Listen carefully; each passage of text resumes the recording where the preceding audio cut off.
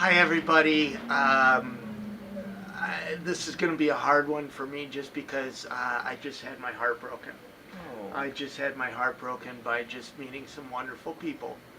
And here I am at Trans Thrive, yes, and I'm with Nikki, yes, and you're the program supervisor. yes, a trans tribe. And this is a day center for, gosh, transgender homeless people. Mm-hmm. And I just heard stories of just wonderful people that have just been persecuted, and just the stories would break your heart. You do an amazing work here, Thank because you. whether you know this or not, I mean, eh, forget about any kind of politics or religion or any of that stuff. If you're a person, you should be allowed to work, Mm-hmm. and you should be allowed housing Mm-hmm. and food and a life and community. And because transgender people have just decided to be themselves, Mm-hmm. they get no employment and they don't get housing, and even it's just, anyways. Tell me about your services. I'm Okay. gonna cry like a little baby. Yeah. You know. Well, rest assured, we do great here. We serve the transgender community, and what we provide here is a drop-in center where trans folks can come in here with no judgment, no one judging them, no feeling safe, and Right. having a place where they can just unwind from the craziness out there that most of the trans folks community members experience. Right. Biggest thing that they experience is discrimination.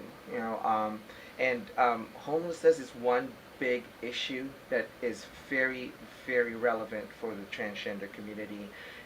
We all realize that when you don't have a roof over your head or even just a place to stay at, you can't put anything together for yourself. That's the biggest challenge that most of our clients do. So and what we do here is we provide some kind of like comfort for them Right. to be able to. We have a computer lab where they can access their emails, they can create email accounts, and they can network and do job searches. Right.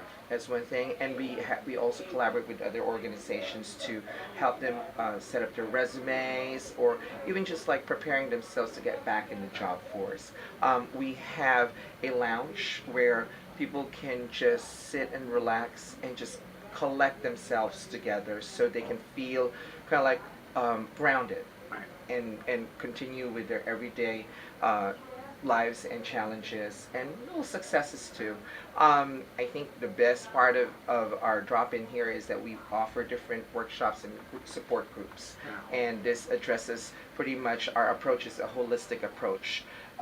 We try to address the immediate needs and immediate issues such as I said, homelessness. They get discriminated. Primary medical care, we try to connect them with different organizations and different services. Support groups that are ethnic specific, Right, so right. that they can feel a Right. sense of identity, cultural identity, and all this are all wrapped in this drop-in center. And that when a person has needs are met, then we can address HIV prevention. HIV prevention is a big factor that is in the transgender community. There's a Right. big incident rate of HIV infection. You also got to understand that when many of these girls out here and boys, that when they can't get work, they're forced to go out and prostitute themselves. Mhm. And you can't judge them for that. You can't, because it's like going to work for them. It's an income. It's the only income. Yes. Mhm. And that's a huge issue, because nobody's hiring. You're not. Yeah, and we're in San Francisco. This is the progressive. Can you imagine what it's like in Wichita, Kansas, or Tampa, Florida?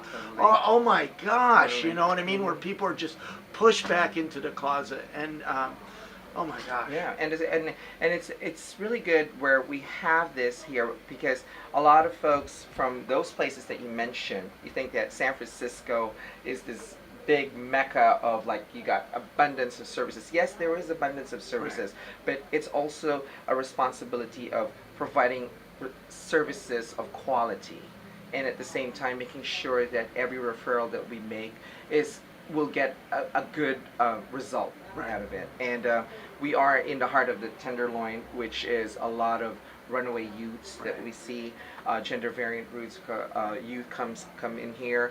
We are aligned with the Larkin Street Youth Services, which is just right up the block, where we have a dedicated drop-in space for youth from 14 to 28.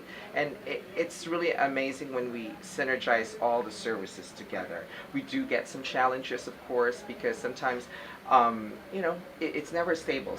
All our programming is based on HIV funding, yet our immediate, we know that there are bigger issues aside from the HIV, that we want to deal with, like mental health services. We definitely need to have that one.